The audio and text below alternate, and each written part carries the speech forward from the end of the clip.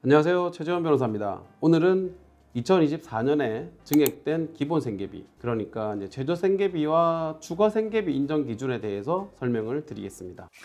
우선 최저생계비가 무엇인지 좀 말씀을 드려보겠습니다. 개인회생 절차에서는 최저생계비용이라는 게 아주 중요한 요소인데요. 왜냐하면 최저생계비를 제외한 나머지 금액을 기준으로 채무를 얼마나 갚을 수 있는지를 계산하게 되기 때문입니다. 그러니까 개인회생을 신청한 채무자가 벌어들이는 수익이나 급여에서 최저생계비는 제외한 나머지 금액으로 얼마나 변제가 가능한지를 판단하고 변제율을 계산하게 되는 겁니다. 그러니까 최저생계비를 많이 인정받으면 받을수록 채무 탕감 비율은 좀 높아질 수밖에 없는 거죠. 참고로 이런 최저생계비는 일반적으로 중앙생활보장위원회가 의결하는 중위소득의 약 60% 정도로 정하도록 되어 있습니다. 다음으로 2024년 최저생계비에 대해서 말씀을 드리겠습니다. 2024년엔 아무래도 2023년보다 이러한 최저생계비 기준이 좀 올라갔을 거거든요. 먼저 중앙생활보장위원회가 2023년 7월 28일에 2024년 그 기준에서 중위소득 및 기본생계비를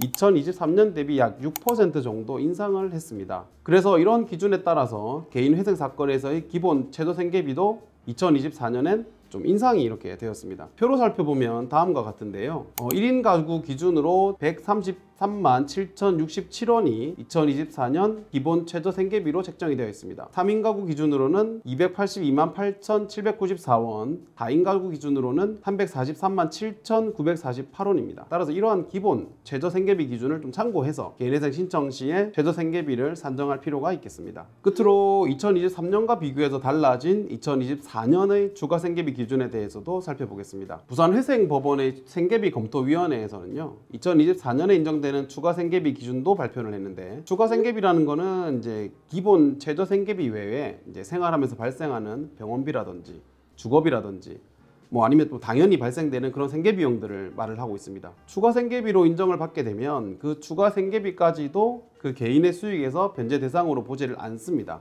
그러니까 추가생계비도 많이 인정받으면 받을수록 탕감률이 높아지게 됩니다. 일반적으로 인정되는 추가생계비는 말씀드린 대로 주거비, 그리고 미성년 자녀에 대한 교육비, 병원비 등 의료비 이런 것들이 있는데요. 2024년엔 조금 변경된 부분이 있습니다.